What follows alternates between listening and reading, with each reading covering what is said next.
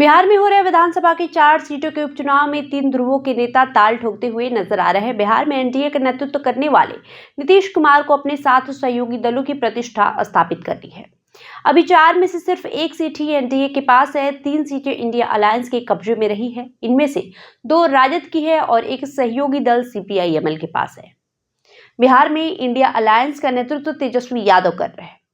इसलिए भले ही इंडिया गठबंधन चारों सीट न जीत पाए, पर अपनी 3 सीटें बचाने की बड़ी चुनौती तो है ही।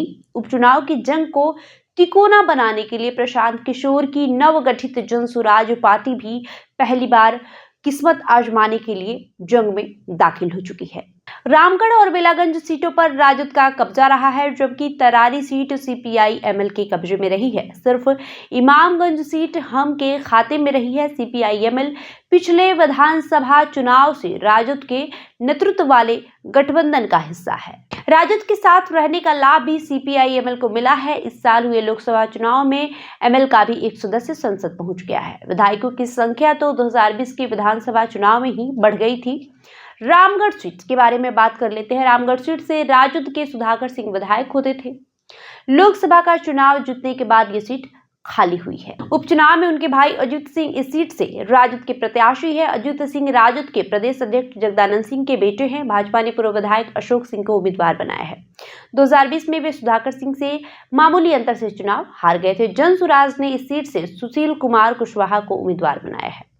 सुशील कुशवाहा की ताकत का अंदाजा इसी से लगाया जा सकता है कि 2019 के लोकसभा चुनाव में उन्होंने बक्सर सीट से चुनाव लड़कर 1 लाख से अधिक वोट हासिल किया था। बात करेंगे बेलागंज सीट की। राजद के विधायक सुरेंद्र यादव के सांसद बनने के बाद बेलागंज सीट रिक्त हुई है। इस सीट पर तकरीबन 3 दशक से राजद का कब्जा रहा है। इस बार उपचुनाव में राजद ने सुरेंद्र यादव के बेटे विश्वनाथ यादव को अपना उम्मीदवार बनाया है।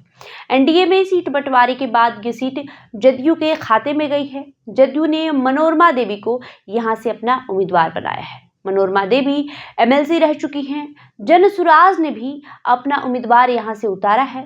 इससे संघर्ष तिकोना हो गया है। बात करेंगे इमामगंज सीट की। इमामगंज सीट से जीतन राम मांझी विधायक हुआ करते थे। उनके सांसद चुने जाने के बाद ये सीट खाली हुई है।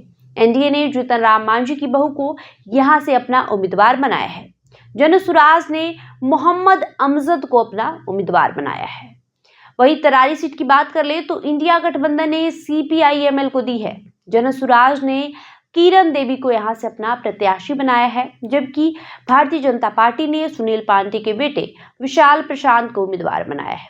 ये सीट सीपीआई-एमएल के कब्जे में रही है। सीपीआई-एमएल ने राजू यादव को अपना उम्मीदवार बनाया है। प्रशांत किशोर ने भी यहां से अपना उम्मीदवार उतारा है। आपको बताएं कि जिन 3 नेताओं की प्रतिष्ठा दांव पर लगी है, उनमें एक है नीतीश कुमार। बिहार में एनडीए का नेतृत्व वे ही कर रहे हैं।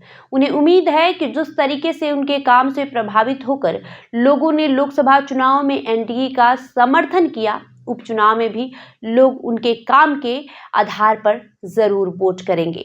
उपचुनाव से ये भी पता चलेगा कि लोकसभा चुनाव में एनडीए को 30 सीटों पर मिली जीत के पीछे नरेंद्र मोदी का मैजिक था या ये नीतीश कुमार के काम का इनाम था।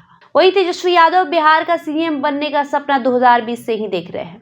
वैसे पिछले विधानसभा चुनाव में तत्कालीन महागठबंधन को मिली सफलता का ट्रेंड बरकरार रहता है तो तेजस्वी की उम्मीद को बेमानी नहीं माना जाएगा। इस बीच 17 महीने तक तो सरकार में रहकर तेजस्वी ने अपनी छवि नौकरी देने वाले व्यक्ति की बनाई है। इसे वे और राजद के समर्थक खूब प्रचारित भी करते रहते हैं। ये देखना दिलचस्प होगा कि उनके नेतृत्व में इंडिया गठबंधन इस बार पिछली जीत को रिपीट कर पाती है या नहीं। अगर तीनों सीटों में कमी आई तो ये तेजस्वी की छवि का बट्टा माना जाएगा। लोकसभा चुनाव में तेजस्वी का कोई खास कमाल नहीं दिखा।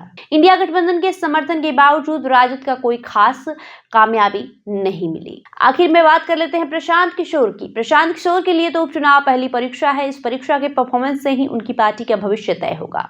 उन्होंने बिहार को बदलने का बीड़ा उठाया है।